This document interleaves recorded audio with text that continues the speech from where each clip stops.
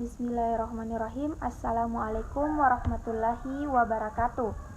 Saya atas nama Ayu Lestari Junia dengan nomor induk mahasiswa 200222087 dari jurusan Administrasi Publik Reguler 3 Fakultas Ilmu Sosial dan Ilmu Politik Universitas Muhammadiyah Sinjai. Video saya ini bertujuan untuk memenuhi tugas final manajemen aset.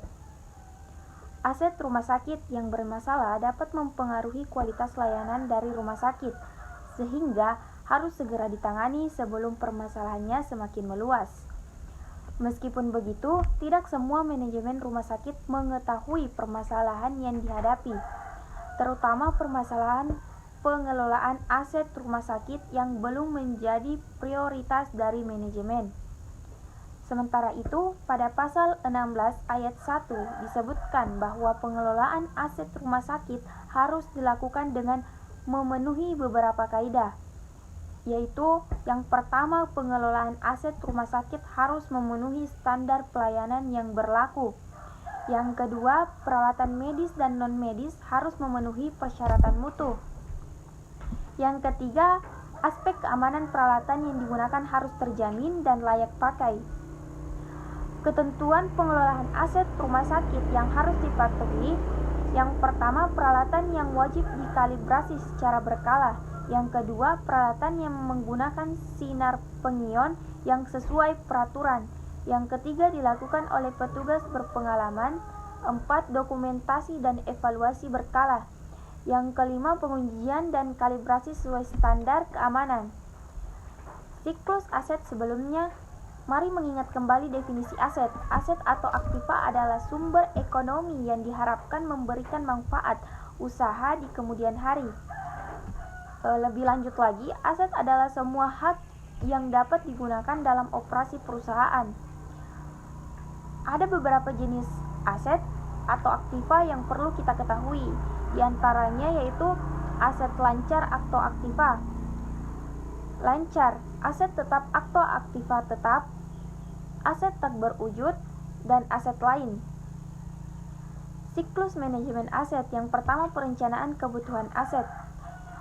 Kebutuhan aset ini merupakan langkah awal dan paling strategis dalam proses manajemen aset.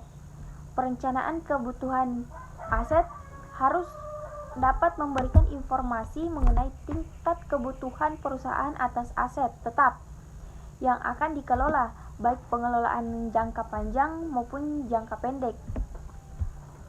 Dengan perencanaan ini diharapkan dapat meningkatkan keuntungan dan menekan resiko kerugian perusahaan di masa depan. Yang kedua, pengadaan aset. Tahap selanjutnya dalam siklus adalah pengadaan aset, yaitu serangkaian kegiatan untuk mendapatkan aset yang dilakukan baik oleh pihak internal perusahaan maupun oleh pihak luar yang ditunjuk sebagai penyedia aset bersangkutan. Yang ketiga yaitu inventarisasi aset. Pada tahap ini, perusahaan melakukan pendataan dan pencatatan aset berwujud maupun tidak berwujud dengan memberikan kode aset dan menuliskan keterangan mengenai suatu aset, seperti lokasi aset, luas aset, harga perolehan aset, peruntukan aset, bukti kepemilikan aset, identitas penanggung jawab, dan spesifikasi aset. Selanjutnya, hasil data tersebut dilaporkan dan didokumentasikan pada suatu waktu tertentu untuk memperoleh data seluruh aset yang dimiliki. Yang keempat yaitu legal audit aset, dikenal juga dengan istilah uji tuntas hukum.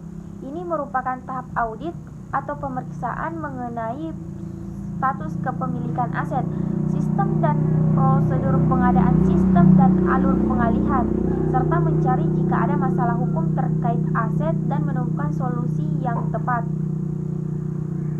Yang kelima, pengoperasian dan pemeliharaan aset. Perusahaan menggunakan semua aset dalam proses bisnis sesuai dengan fungsinya masing-masing. Kemudian, perusahaan juga melakukan pemeliharaan aset agar dapat berfungsi secara optimal. Yang keenam, pemeliharaan aset. Perusahaan menentukan nilai asetnya untuk mengetahui dengan jelas nilai kekayaan yang dimiliki, yang dialihkan maupun yang dihapuskan. Yang ketujuh yaitu penilaian dan penghapusan aset. Jika suatu saat aset tidak dapat dimanfaatkan lagi, perusahaan akan memutuskan untuk menghapuskan aset dengan cara mengalihkannya atau memusnahkannya. Pengalihan aset adalah pemindahan hak dan atau tanggung jawab dan wewenang aset pada divisi lain. Sedangkan pemusnahan aset adalah penghancuran aset untuk mengurangi aset yang dimiliki. Yang pada bagian ke-8 yaitu pembaruan aset. Pada sebagian aset yang dinilai tidak dapat bekerja dengan optimal masih dapat diperbaharui sehingga tetap dapat dimanfaatkan oleh perusahaan. Karena itu, perusahaan melakukan proses pembaruan atau peremajaan aset sehingga dapat kembali bekerja secara optimal. Baiklah, cukup sekian dari saya dan terima kasih. Wassalamualaikum warahmatullahi wabarakatuh.